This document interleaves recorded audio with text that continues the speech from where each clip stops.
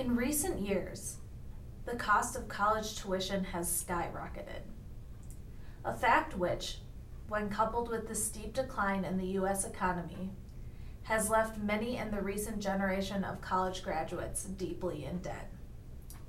Tuition costs have far outpaced income growth, causing an increase in students graduating with loan debt.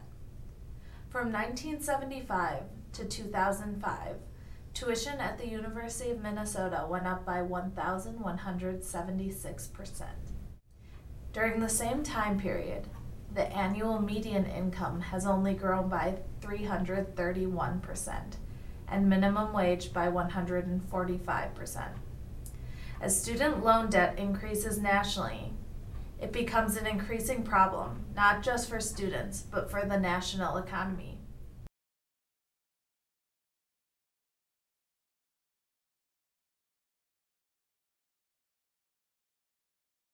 I have some of the highest student loans that I think, obviously people are all screwed, but I have some pretty bad debt. I don't really want to say how much I have because it's embarrassing and depressing when I say it. I have $40,000 in student debt. People who are 10 years older than me or 12 years older than me, I watched them go to college and I watched them get decent loans and get decent jobs. And that was just 10 years ago or something, but there's been a stark difference between theirs and ours. I have a substantial student loan debt. It's been paying off, but yeah, it's getting smaller, or slowly it seems, but I've been paying that off now for about a year or so at least. And yeah, and I'm thinking about even going back to school and accruing more loan debt, so I can't wait. I can't wait. Yep, I do have student loan debt. I took out a little bit of money for my undergraduate and pretty much funded my whole certificate through FAFSA federal loans. I feel very scared about being in debt. Right now the only debt I have is my car, which is going to be paid off in a few years at the rate I'm going. But I definitely feel worried about going into debt for school, which is going to be a lot more money than the debt I'm in now, because I don't have much of a career plan and because I'm not sure how I'm going to pay that money off. Students increasingly find themselves under pressure to attend college directly after high school.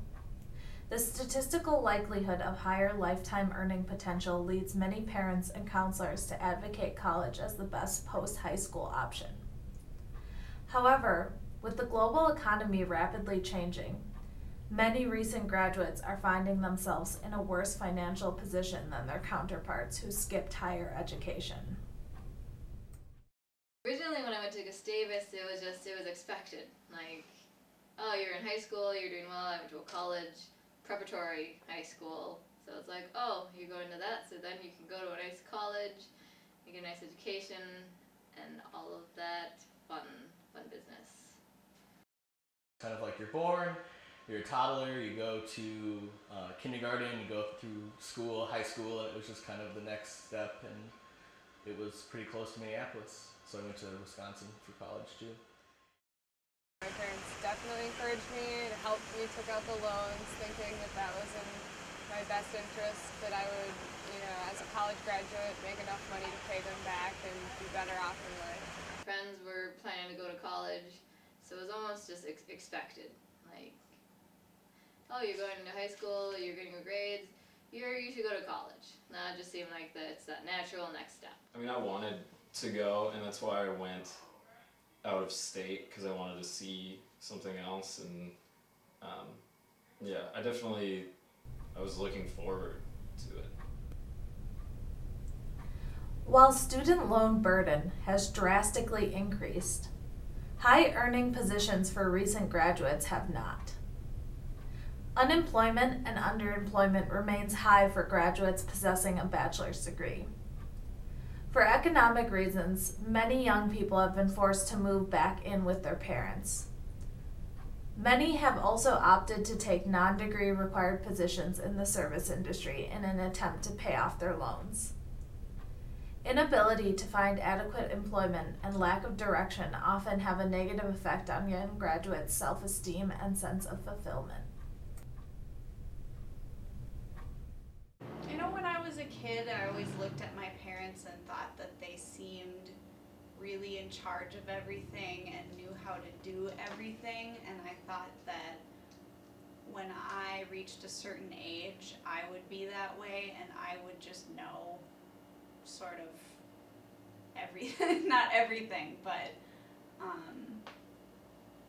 I'd just be a lot more on top of things, and I guess that does happen gradually, and it has been happening gradually, but maybe isn't as simple as I thought it would be. I feel like we're at a decision point now where a lot of us are either like getting married or taking like, you know, the traditional steps towards a much more established adult life versus the rest of us who aren't. I just feel like it's a very like clear divide at this point. And it's kind of funny, it's like in 2012, I feel like a lot of my friends are either getting married, engaged, or people are breaking up and starting their like single life, like second post-college life.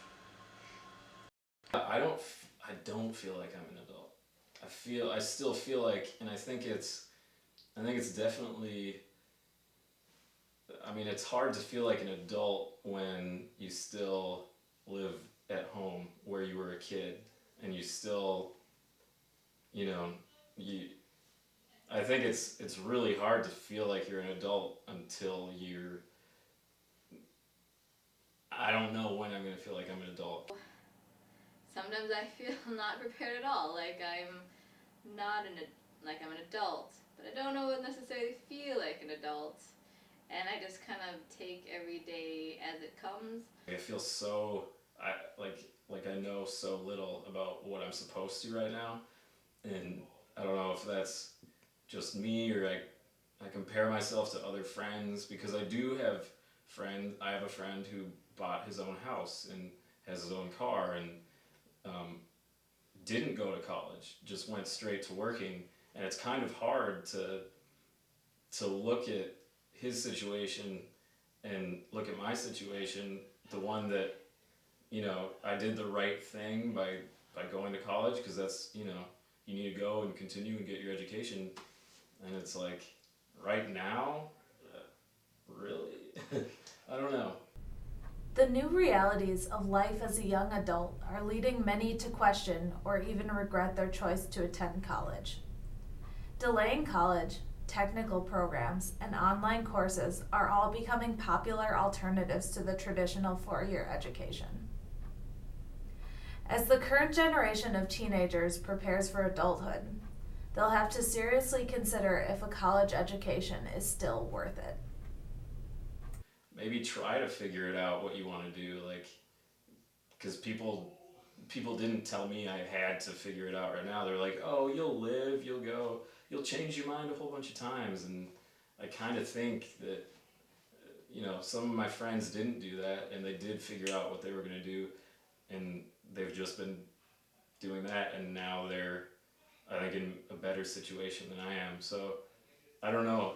I think, not to say that you can't change your mind, because you definitely can and probably will, but if you have a clearer idea of this is what I should study in college, and maybe this major could be beneficial for these jobs, just to keep that in mind. As far as to the kids who are just about to enter college, I would actually say don't do it, which is such a weird thing because I've always been such an advocate of higher education, but I would really say right now, there's something called the Twin Cities Experimental College, XCO, which is free and you can learn anything you want. You can learn anything you want online. There are tutorials for everything. If you have a passion, like figure out how to do it and like seek out mentors and apprentices and things like that. And like I would say don't go into debt about it right now. Like I'd say take chances when you're younger. Don't wait to take chances, because for me, and this is different for everybody, but it gets hard. Like the older you get, the harder it is just to go for something, or just to convince yourself that yeah, I might as well do this. I struggle with that now. It's for some reason as I get older, I'm just putting obstacles in my way for no reason. Like I'm convincing myself out of things. Where it's when you're younger, it's like take those chances. Like things won't always pan out, but it's easier. I feel to bounce back or just to keep going when you're younger and like college. Just take the chances. It's take them because it does for whatever reason seem to get harder as you get older to just go for things. I think I would tell the next generation to put a lot of thought into what's going to make you happy, what's going to give you happiness rather than pleasure, and try to devote your time to that. I guess I would say think a little bit about what you want to do and if college is right for you. Because I feel as though so many people go to college just because, like me, it was the next logical step, and I feel I got lucky and found something I liked and was interested in and did pretty well at, pretty good at. But I feel a lot of people just kind of go without thinking about it, and then they have some bachelor's of arts degree and a whole lot of debt, and they're not sure why they got that. Um, and college used to be a sure, sound investment, and whether or not people want to argue that and say a degree is priceless or your education is so important, I don't feel like that's really why people would go to college. It was more of a career step. So I don't know. I don't want to say wait and don't go right away, but just think about what you're doing before you sign the dotted line.